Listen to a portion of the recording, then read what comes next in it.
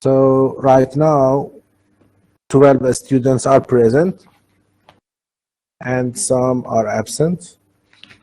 By the way, for a short time we check what did we teach and what did we have during this semester. So today, first time checking how many lectures did we have.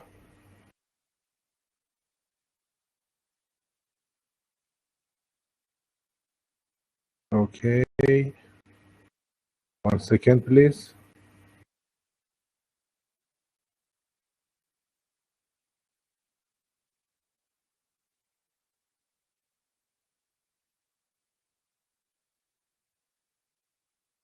Okay, so today is the 12th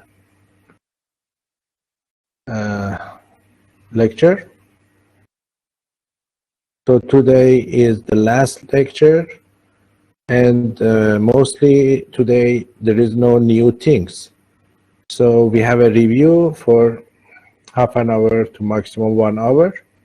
Then 10-15 minutes we are talking about examination, then answering the question, and we finish the course of microbial ecology. And then next time we will meet each other at the examination time. So if you remember, we start according to the history. Then we explain that when we have only one microbe, it is individual. When the same members are in one group, it is a population.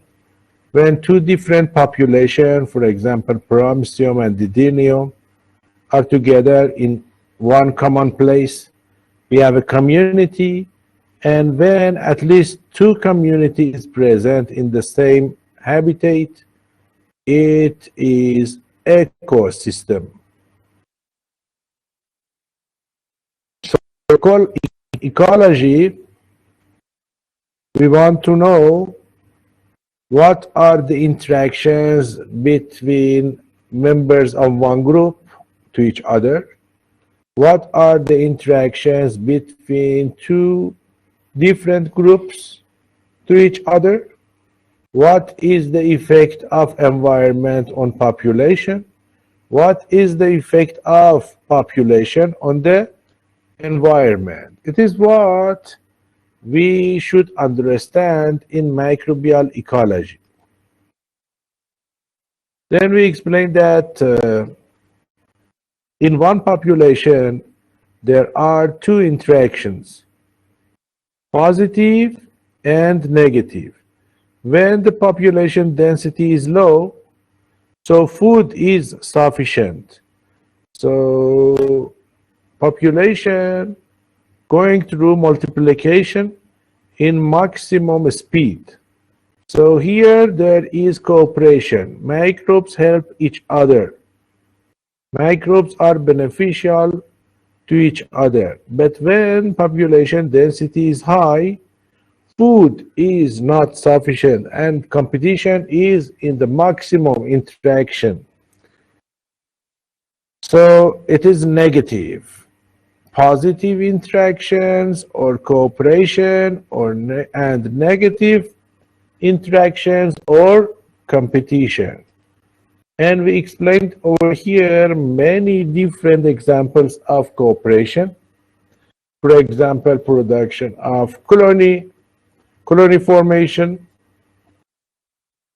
and minimum infectious dose when at least a number of microbes are necessary for starting infection. It shows a minimum population need, means population help each other to overcome the immune system and attack to the person. So there is cooperation. There is a cooperation. And we explained that genetic exchange in this course and in the advanced bacteriology, you remember half an hour ago, I explained that when there is dental decay or any biofilm, when there is population, genetic exchange is possible. Maximum genetic exchange is done in population, which one population we call as the biofilm. But when food is not sufficient, microbes, the members of one population going through the competition. And in competition, all members going to negative interactions. All of them going to adverse effect for competition.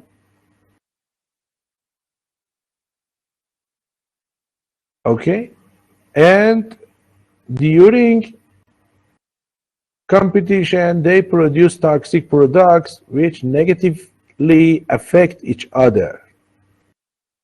And some microbes, they will be volunteer to self-killing during the limitation of food and when adverse effects are high.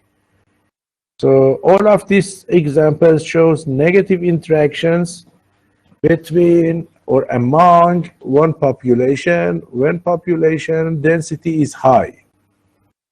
But when we have two different populations, different interactions more than previously we can see. In previous item, we had only two interactions. Positive cooperation and negative competition. But when we have two population, interactions are neutralism, commensalism, synergism, mutualism, competition, amensalism, predation, and parasitism. And this item 0 means no interaction, positive means beneficial, and negative is adverse effect. Adverse effect. First interaction we explained was neutralism. In neutralism, there is no effect. Two populations have no effect on each other. So there is no beneficial and no, not positive, not negative. We call it as 0. We call it as 0. When two populations are far from each other, they go to the neutral activity. If one population or one microbe is outside its normal place, for example, one bacterium from ocean, if you transfer it to the soil, so its metabolism comes down, and when metabolism is very low, it goes to the neutral activity with the other microbes. If environmental conditions minimize the metabolism, for example, coldness, if one microbe is in the river and river is going to be frozen, so any item, any effect which make the metabolism of one microbe going to minimum, this microbe going to neutral interaction with the other microbes. Another example which one microbe metabolisms tends to be minimum is spore formation or cyst formation. In different cases, spore and cyst is formed. Like what? When there is no sufficient water, when there is not sufficient nutrients, and when toxic substances are present in the environment, and when one population is under the pressure of predators and parasites. so changing their appearance to spore or cyst. And spore and cyst with minimum metabolism tends to have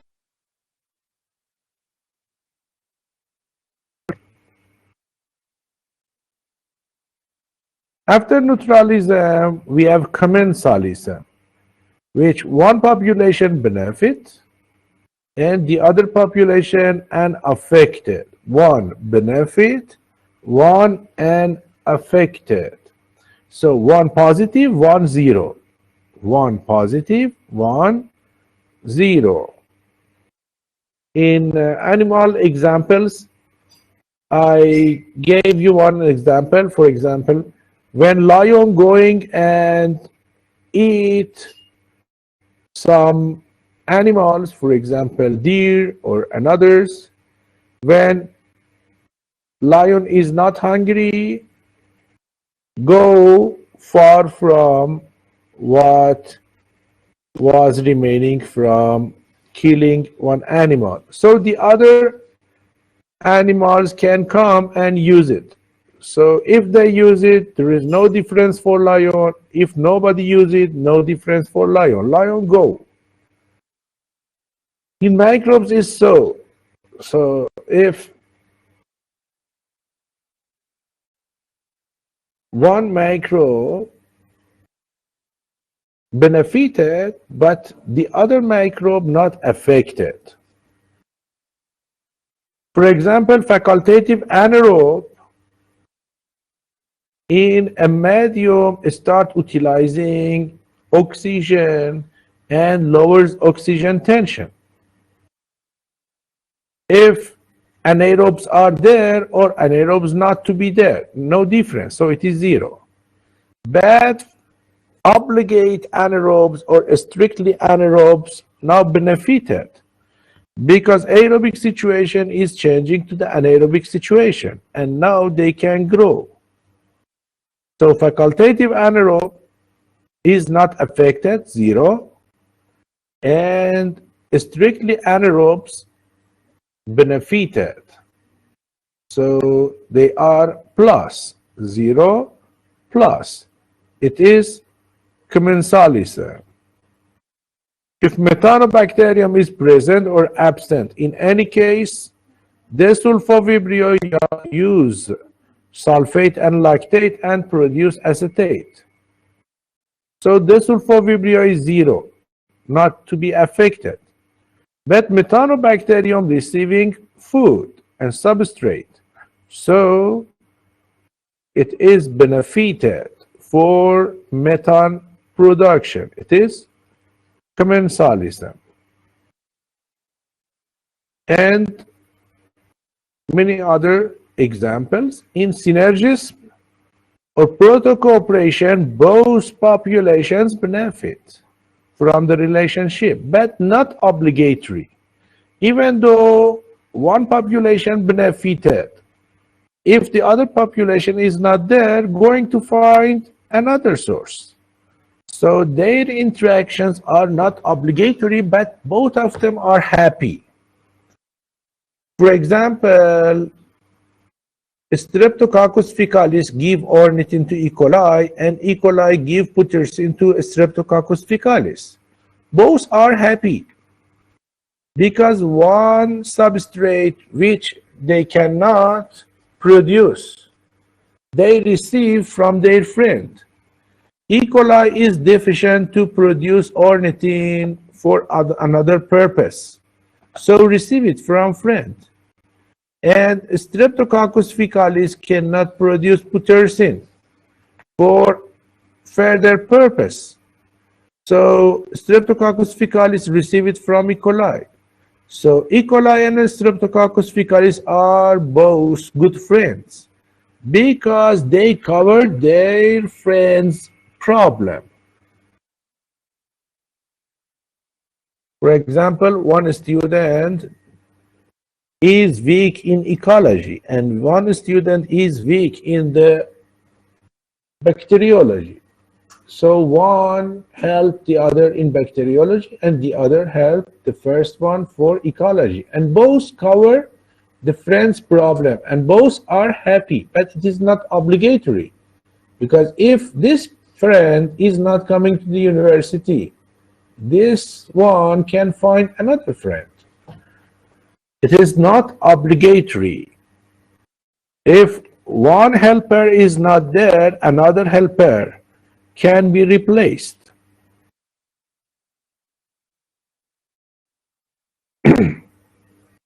For example, algae, photosynthetic algae produce oxygen and organic compounds, and bacteria like it to receive oxygen and to receive food. And bacteria during metabolism produce carbon dioxide and vitamin, and algae need carbon dioxide and vitamin. So both are happy. Both are happy. But it is not obligatory. If this algae is not there, another algae. If this type of bacteria is not there, another bacteria. It is not obligatory. Or here you can see Pseudomonas changing orsinol to organic compounds which are used by Brevibacterium and Curtobacterium. So these bacteria are happy to receive food. But these bacteria don't give any food to Pseudomonas. These organic compounds are toxic for Pseudomonas. So when these bacteria use it, they do detoxification.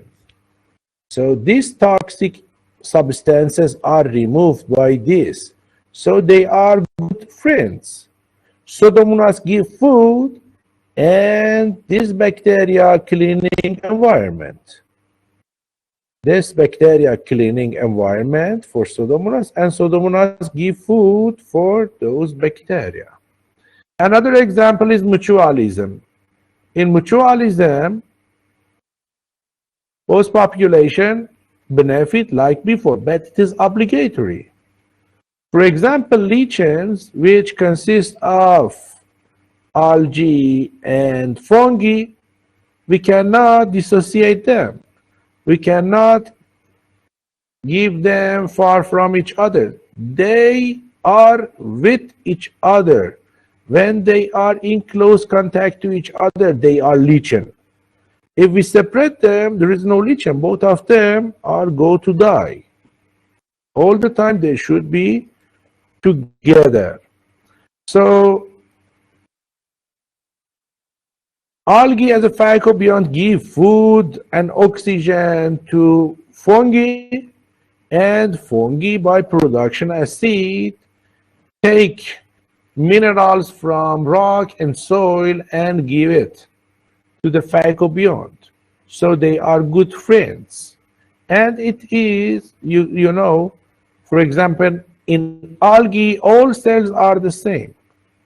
In fungi, all cells are the same. They are not look like human.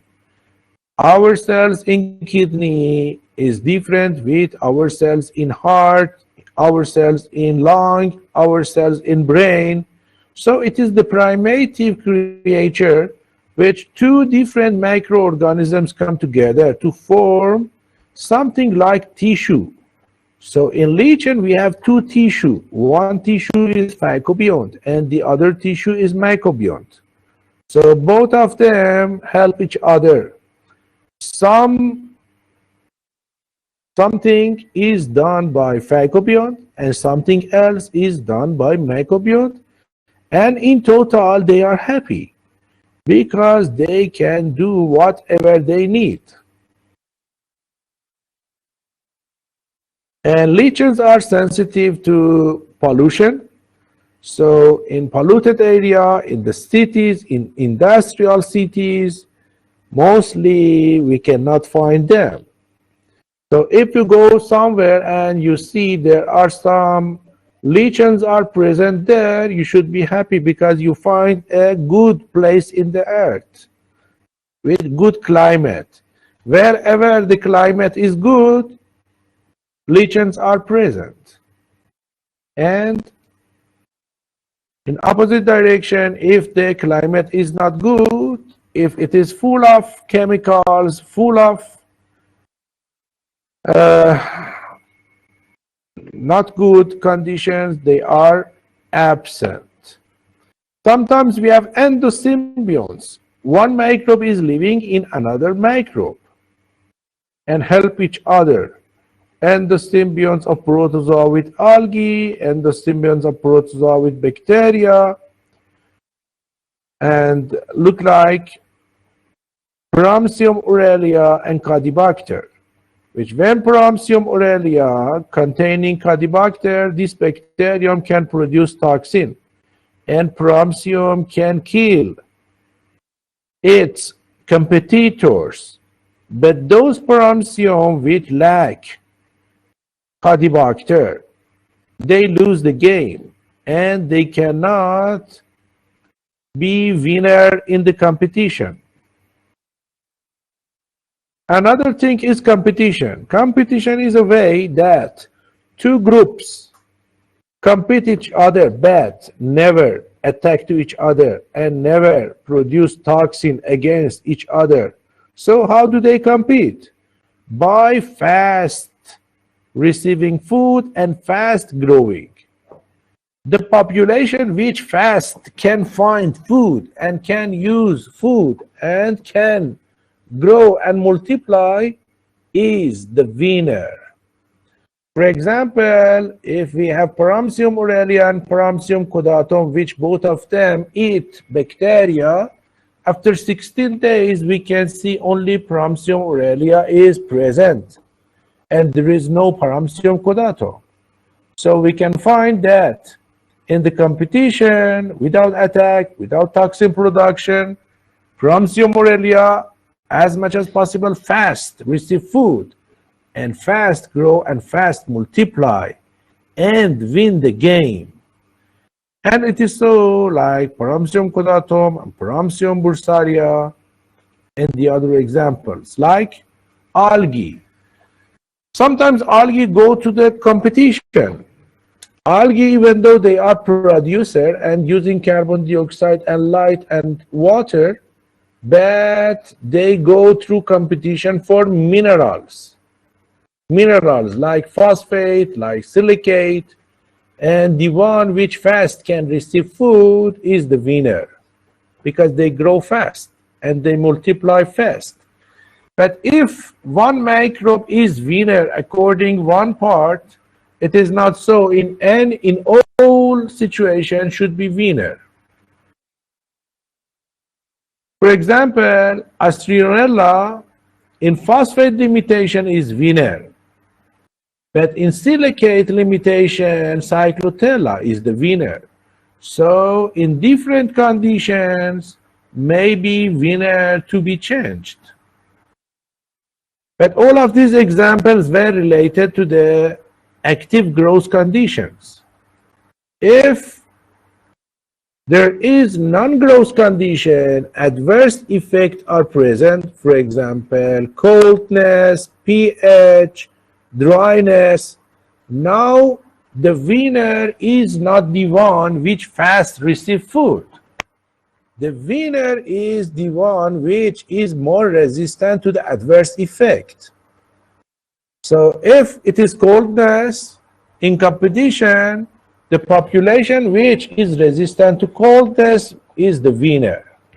Or if there is dryness, the winner is the group which is resistant to dryness.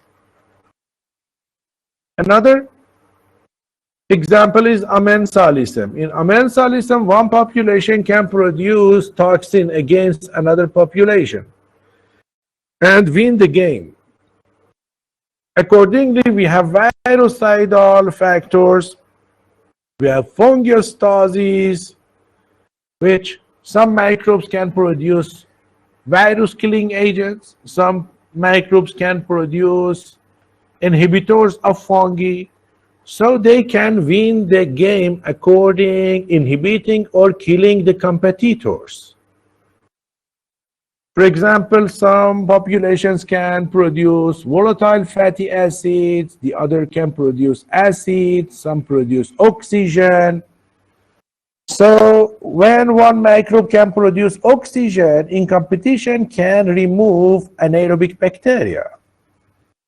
So by production of oxygen, anaerobic bacteria to be killed. So oxygen is vital for aerobic microorganisms, but oxygen is lethal, is toxin for anaerobic bacteria. Some microbes by production of ammonia can kill the other microbes. And in some foods, some beneficial microbes by production of some compounds prolong the usage of the food. It is done. Another important toxic substances is antibiotics, which are produced by some specific bacteria like Cephalosporium gramineum, which accordingly by antibiotic they can kill their competitors.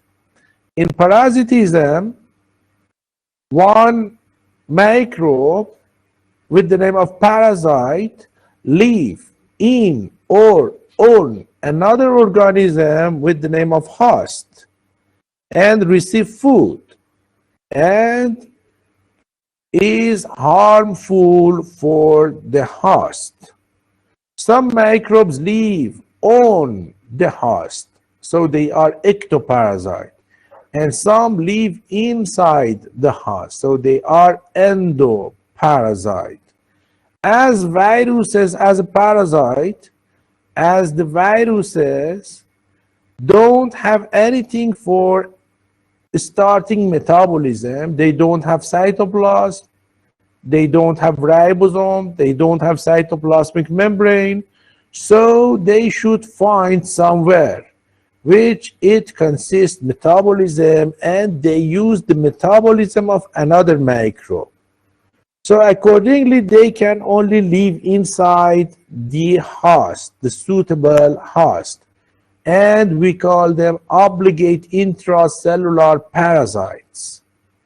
So all the time they have obligation to go inside the cell. Why? Because inside the cell there is metabolism which they don't have, and by the metabolism of another microbes they can live. So viruses outside the cell look like dead materials, and inside the cell look like live creatures. So all viruses are parasites as they go inside the cell. Another example is Bordetella vibrio. Bordetella vibrio, by fast-moving, find a gram-negative bacterium attach and penetrate to the outer membrane in the periplasmic space. As never it goes inside the cytoplasm, so it is ectoparasite, receiving food from cytoplasm and grows, as you see, without any multiplication. As the food is exhausted and there is no food inside the host, then they multiply. So after karyokinase, now it is the time of cytokinesis, and the host cell is broken and lysis, and the new one come out. So one Bordetella vibrio go in and several Bordetella vibrio come out. They are ectoparasite, and the shape of host after infection changing to spherical. So the spherical infected host we call as the Bordelloplast. We call as Bordelloplast. But sometimes some parasites never attach and never penetrate the host, and they go to a close contact. They go very close distance. Without any contact, produce exoenzymes. They destroy the cell wall, they destroy the cytoplasmic membrane, and during the leakage of foods from host, they receive it and they use it. So they are ectoparasites, like myxobacteria, which they are exo, ectoparasites.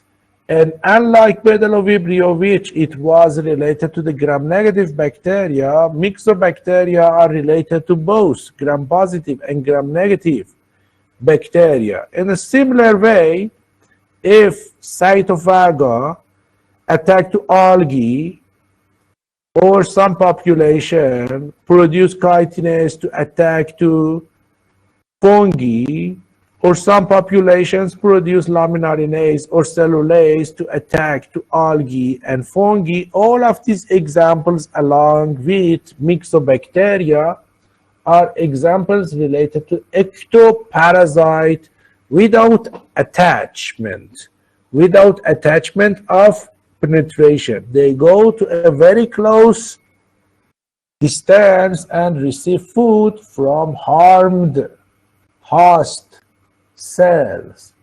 Legionella pneumophila, many fungus, and the others are the other examples related to this. And sometimes we have hyperparasitism. What is hyperparasitism? In any case, when one host containing a parasite, if this parasite also harboring another parasite, we call it hyperparasite.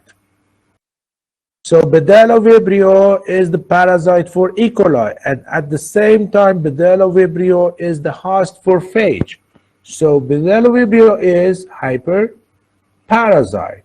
Fungi is the parasite for algae. At the same time, fungi can be host for virus. So fungi is hyperparasite. And the last interaction which we explained you was predation. During the predation, the predator mostly have the bigger size than the prey. Unlike the parasitism. In parasitism, if you remember, parasite was smaller than host. But here, the predator is bigger than the prey. And the time of contact in parasitism was long. So for in a long time, parasite use the host. But in predation, in a short time, they attach, they kill, and they eat whatever is their prey. Here there is an example related to the Didinium and Paramecium. Here is Paramecium. As they grow more and more and more, then Didinium as the predator find more prey and grow. As much as Didiniums are more, the number of Parameciums comes down. And when Parameciums are low quantity, Didinium will be coming down. So Paramecium control the number of Didinium, and Didinium control the number of Paramecium. Both of them, parasite and host, and predator and prey, both of them can control the number of each other. We have several other examples like Tetrahymena and Klebsiella and Vexillifera and E. coli, which the predator engulfs the prey. In the next part, we start to explain that there is an important strategy with the name of RK strategy, which we want to explain which population is more powerful than the others. If one population has higher reproduction as well as better physiological adaptation to environmental resource, so this population is the most strongest population in the community. So high reproduction and physiological adaptations, both of them are the power of one population. Then we explain succession within microbial community. Succession means changing those residence microbes in one place to another microbes. So for understanding better these examples, we can find a virgin environment look like gastrointestinal tract of a newborn. In newborn, gastrointestinal tract is sterile. So by drinking milk by newborn, by giving milk by mother to the newborn, the first microbes going to the intestine, we call them as the pioneer.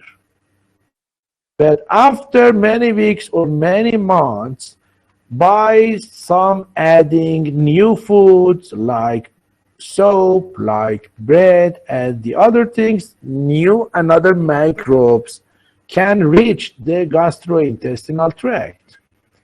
And then maybe we can see some changing in the resident microbes. And during the life, this can be many times changing to the primary succession, secondary, third, fourth, fifth. But by the way, at last time, there is a climax community. In climax community, according to the repeated foods during a month, we have some constant microbes present in an environment.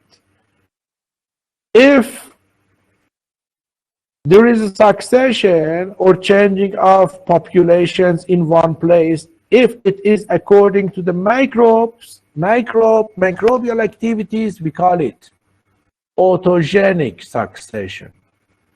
If there is any changing in populations in any community, if it is related environmental factors, we call it allogenic succession.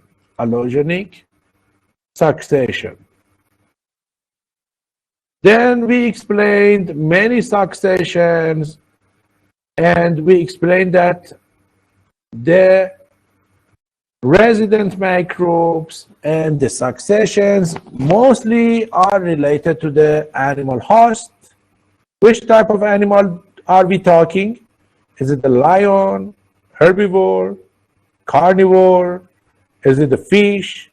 Is it a human? So when the animal is different, habitat is different. So intestinal tract of a cow is so much different with intestinal tract of human, and it is so much different with intestinal tract of a fish.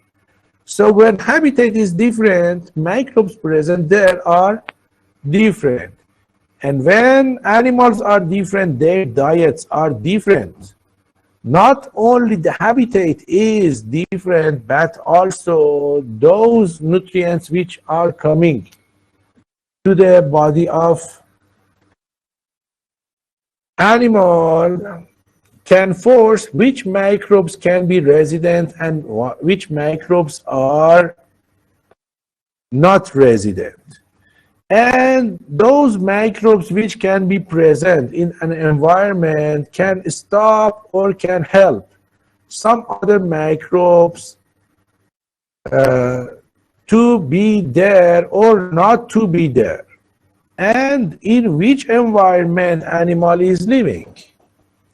So the place of living of animal shows which foods are available, and those foods directly affecting on which microbes can be present in the intestine. So in different places, different microbe, different succession can be seen. And in herbivores, especially in ruminants, some cellulose degrading bacteria are so much important because they can change cellulose to glucose, which can be converted to acids, and acids can be used for ATP production.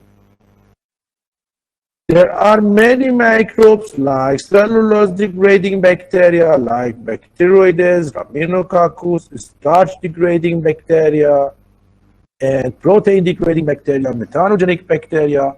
Not only bacteria, but also cellulose and protein degrading protozoa like polyplastron.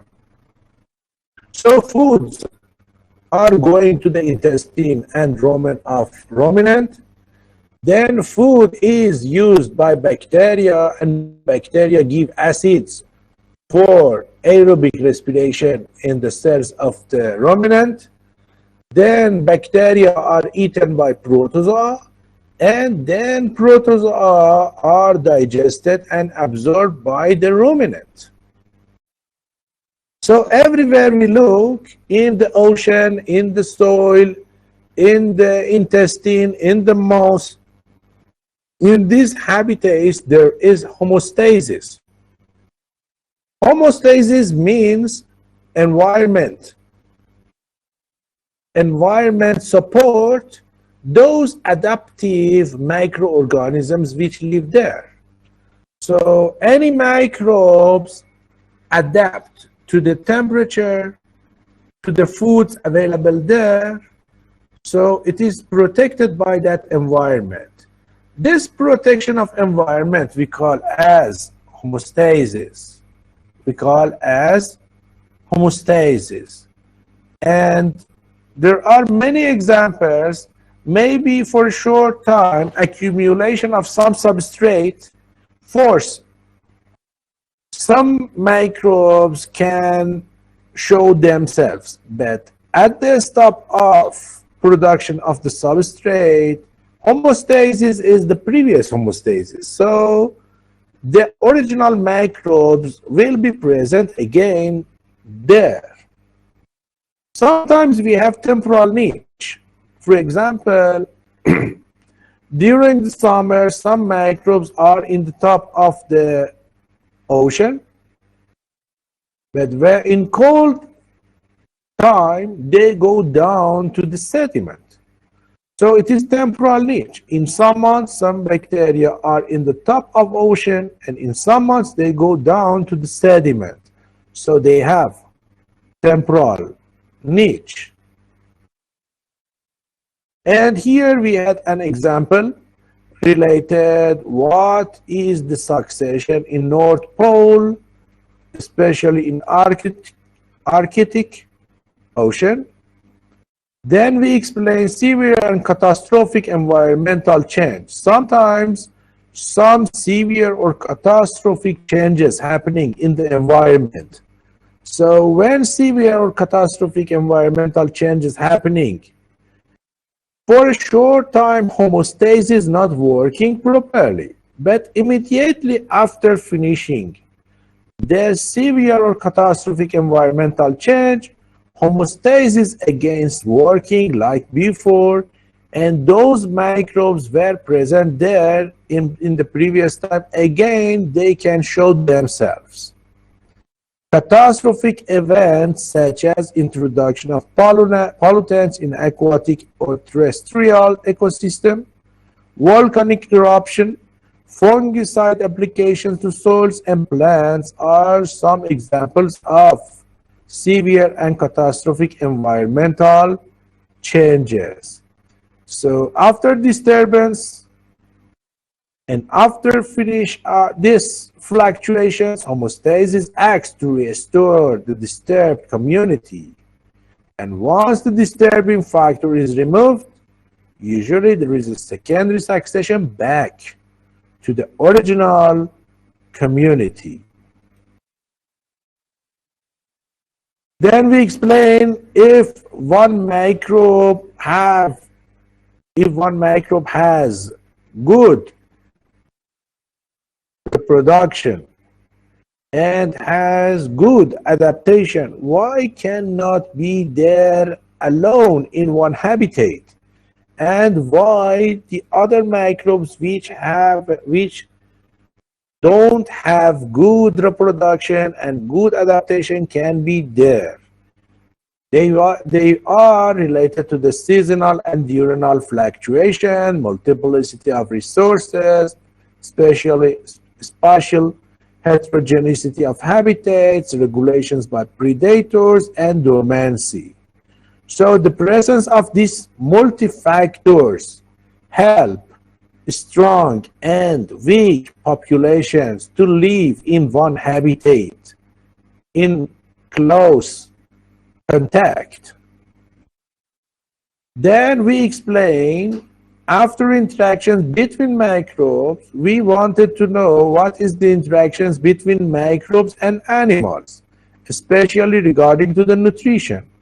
One of the best example was related to those microbes which are present in the rumen of ruminants like deer, moose, antelope, giraffe, caribou, cow, and sheep and goats.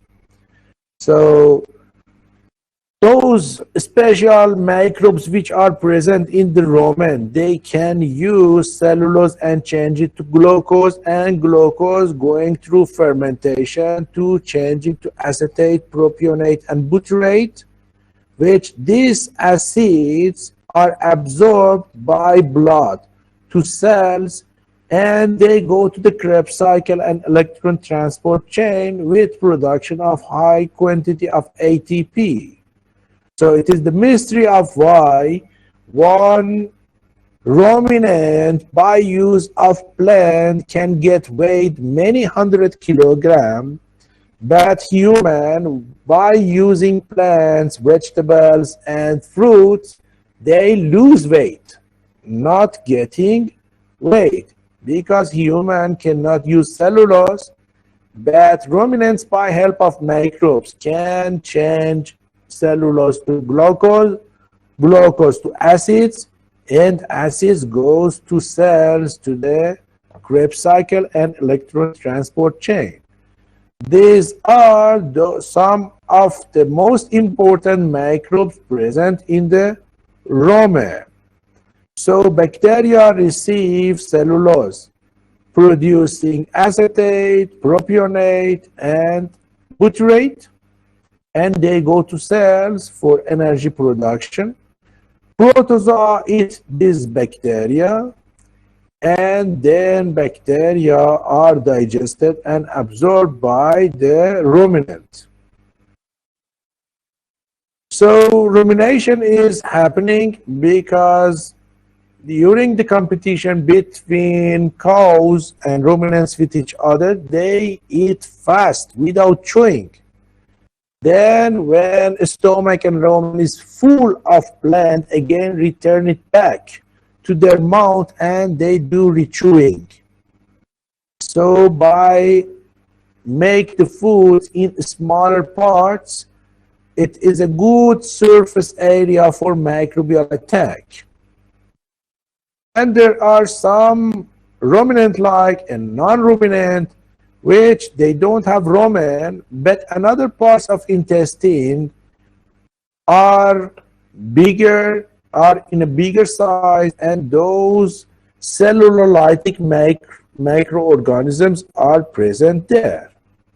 Then we focused on atmosphere, and we explained that atmosphere consists of troposphere, stratosphere, and ionosphere, which only in the lower part of troposphere we can find some microbes, and the other part is empty of any microbes.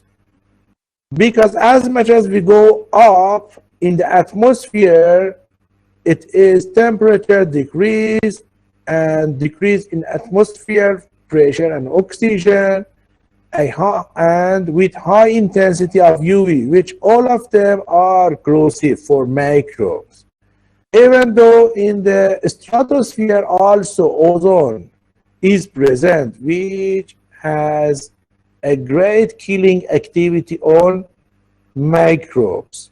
So in the lower part of atmosphere, by help of air, many microbes which are not native there can spread, can go from one place to another place.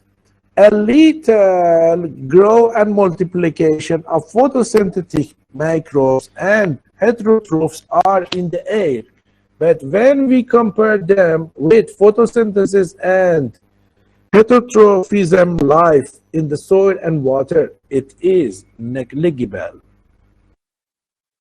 Spores are good devices for transportation of microbes from one place to far from to another place. Why? Because they have low metabolic rates, They are in large number of spores, especially for fungi. They are resistant to desiccation. They have small size and low density, and they are light and may contain gas vacuole, and they have variety of shapes which aerodynamically favorable for them to going from one place to another place. Then we explained that some spores without help going to the air, and some spores will help of mother cells going to the air. If there is no any help, we call it passive mechanism, like going spores to the air by aerosols, like by splash from falling raindrops, rapidly moving water currents, striking solid objects such as rocks and rivers. And in two, aerosols are coming out from the mouth of one person from coughing and sneezing, and they can float in the air and going from one place to another place. But in active metabolism, like pilobolus, spores are formed on sac-like appearance present in fungi, and inside this there is full of water. Then a jet of water take spores far from the mother cell, and sometimes there is a puffing activity. In this phenomenon, by breaking the ascospores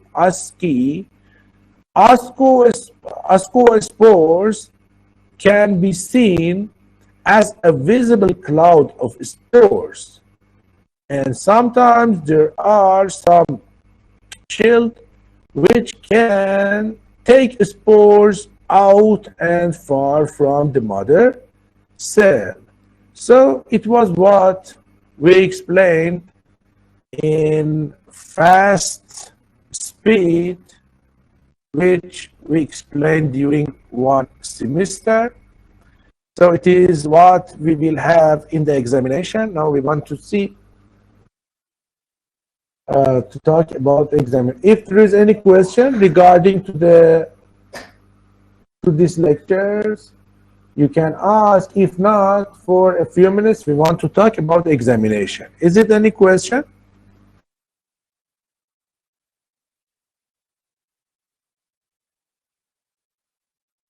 Do you have any question related to this 43 page? Okay, so if you allow me for a few seconds.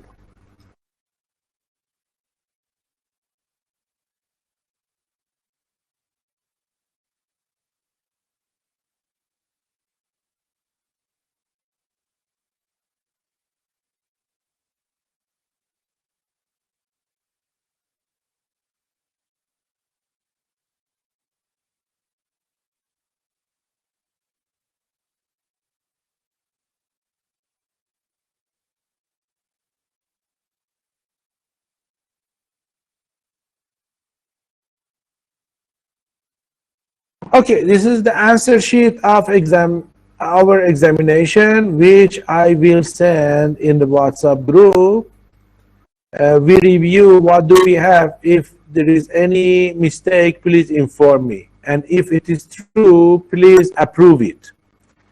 I think in 27 June 2022, which in Iranian calendar, it is a 6th day of 4th month of 1401. So 27 June 2022 at 1 p.m. I think we have the examination of microbial ecology. And as you see the answer sheet, my exam is multiple choice questions, and these multiples are 4. So you have 30 questions, and each question has 4 proposed answers, which one is only correct. you should find it and you cross it. So if you have 2 or 3 or 4 cross in one line, it is not acceptable and there is no any score. Only one cross is acceptable. So if first you cross A and then you think B is okay, you can erase your cross in A, or you can completely draw some line on A and then one cross put on B. When I look, I should understand what is your aim, which choice did you select. Please write your name both in English letters and Arabic letters, so it helps me to find your name and to find your name in the list and to find your email, and it is very helpful for me. And sometimes I cannot read what did you write in English or what did you write in Arabic, but when it is both there, it is helpful to understand what it is. So batch group, I had 2 groups, one group Saturday and the other group Sunday. So when you write here Sunday, so when I see your name, I go to my list of Sunday. So it helps me to find your name in my score list very fast. And according your student card, you can write your student number. It is present in آموزشیار and you know your number. Your mobile number, please write over here, and your email ID, which you have sent your answer sheet. Don't forget, each of you must send your answer sheet by your personal email ID. It is not acceptable one answer sheet is sent by friend's email or by husband's email or by father's email.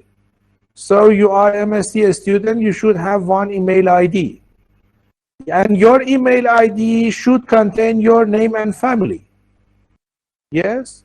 For example, my name is Farooq Rukhbakhsh. My email ID should be Farooq Rukhbakhsh, not, for example, Diego Maradona. So what is the relationship between that name and my name? Or beautiful cat? What is these names? So you are MSc student, you should have one email ID with your name, with your nickname and your last name. So when I see one email in my inbox, I should see your name, and then I go inside and see only your answer sheet. And it is not acceptable if one student send 10 answer sheet from his answer sheet and his friend's answer sheet. So I think and I believe you do personally your examination. So how can one student send 10 answer sheet and doesn't know what are they written on their answer sheet? So it makes you in problem if answer sheet coming by friends email or many answer sheets coming by one mail to me. I don't know the other professors what to do, and I don't like to know it. But I do. If 2 answer sheet coming by one mail, according me, there is no score. There is nothing. So it is very easy. So our examination will be starting at 1 p.m. and it is 90 minutes for only 30 questions. This time which I give you, it is triple times more than what I give to my Iranian students. And it is because if your internet is weak, but when you receive the question, it is not related to the internet. So when you receive the questions, you have all of them. You can answer in 80 minutes, 85 minutes, and 3 minutes, 5 minutes, 10 minutes is sufficient for sending your answer sheet. Your answer sheet is, the size is very small. It is not a book. It is not a movie. It is very low. So if you have the lowest internet, you receive the question soon, and you can deliver the answer sheet very soon, because there is not so much big in size this answer sheet. It's it is only one page. You can print the answer sheet and fill it, or you can write on a paper and send me. So very easily I can correct it and tell you the answer. Please, when you send, please go to the Dawn and receive your questions from Dawn. But by the way, if I think maybe 1, 2, or 1% of the students have problem to receive questions from Dawn, after 5 minutes, at 5 minutes, I'll send the questions by WhatsApp group also. So you must send your answer sheet by Dawn and my email. WhatsApp is not accepted. If you send your answer sheet by WhatsApp, is not accepted in my PV. Only send it in Dawn. If Dawn is problem, no problem. Send it to my mail, or you can send by both.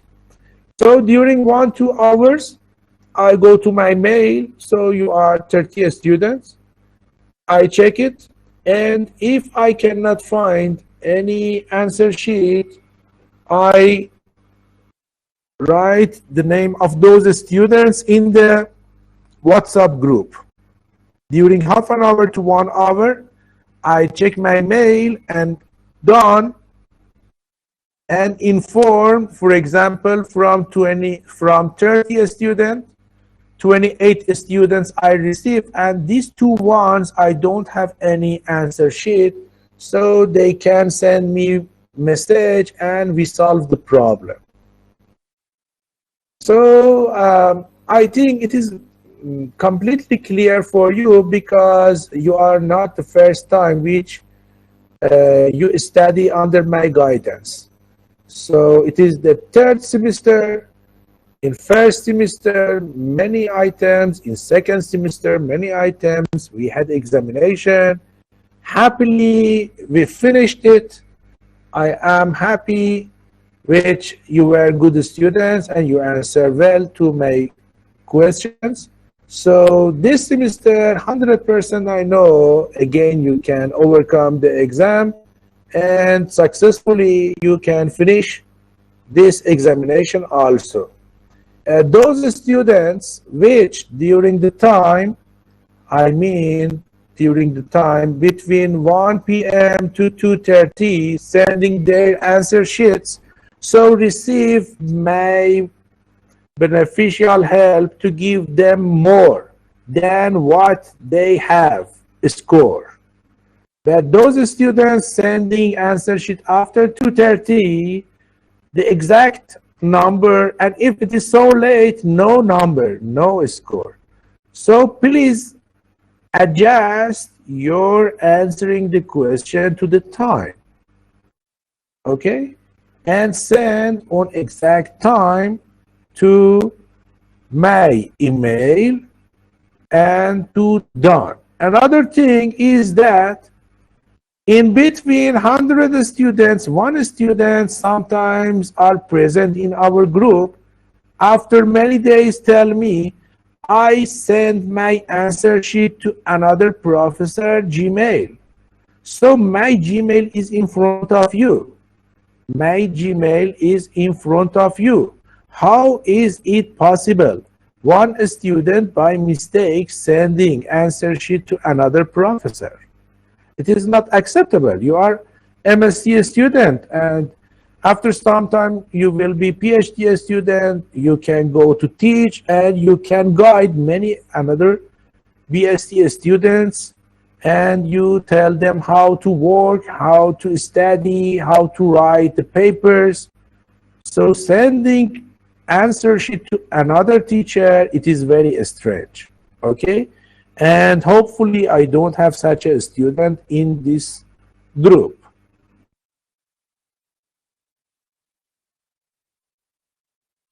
If you can print like this, you fill it and take a photo and send the JPEG format, JPEG format to Don in a PDF or in PDF form. There is no difference. To Don and to my mail. Or you can draw it by a pen before exam. And during the examination, fill it.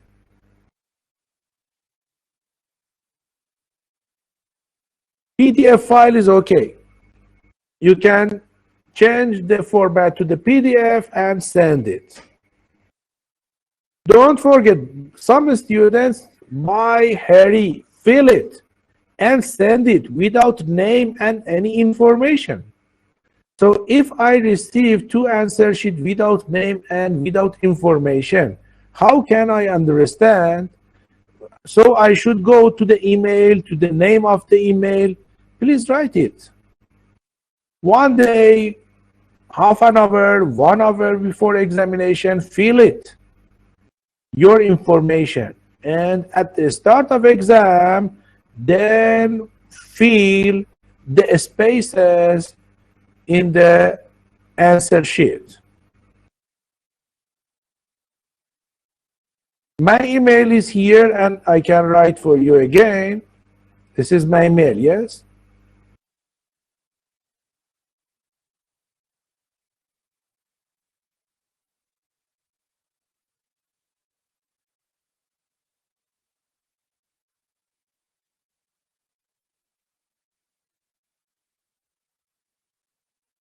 So please send your answer sheet to this Gmail.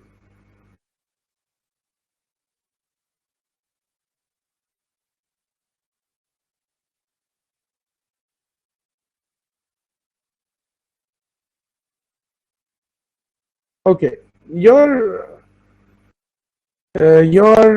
file is not so much high to delete some parts. Please go through it and try to understand. Not understand for score, understand for future. In the future, nobody asks you what is your score in microbial ecology, but they ask you microbial ecology. You should explain, you should teach, you should use. So you are not working for a score, you are working for knowledge. So it is not so complicated, and it is not so much heavy, which you cannot overcome it. If I know you, I know all of you. So you are good students, and you show me in 2 another semesters you are good. You are good enough to overcome the exam very well, and you get good mark. Okay, is it any question?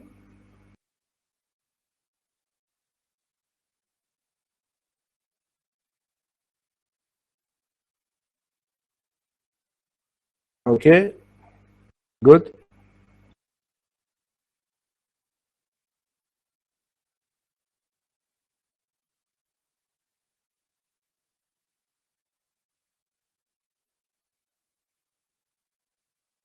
Okay, some students are typing.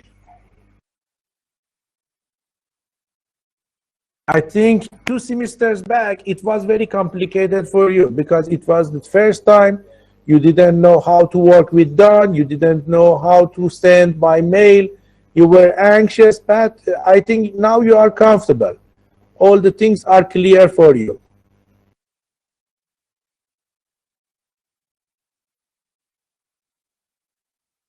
Okay. So if there is any questions, send me by WhatsApp. If it is in general, it can be useful for another students. You can send it by group WhatsApp. If it is only personal and some questions related personally, you can send me by PV. So sometimes now we are at the end of the semester. I'm so much busy with many lectures and many theses, many works. So sometimes I answer the WhatsApp by delay. But if you have any question, tonight I'm going to my WhatsApp. I'll check all of your message. Tonight I answer all of your questions.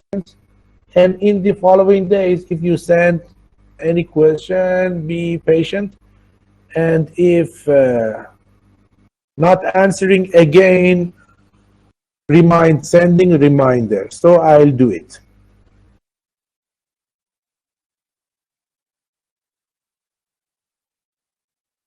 There is no difference. Because if I send you PDF file, you can do it in handwrite.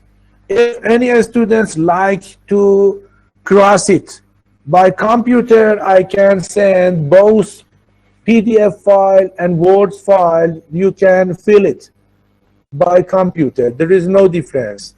Hand filling, handwrite filling, or computer filling, there is no difference for me. It is important for me, one, do you choose A, B, C, or D?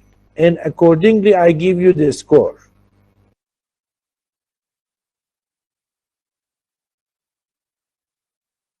Okay. Isn't it anything else?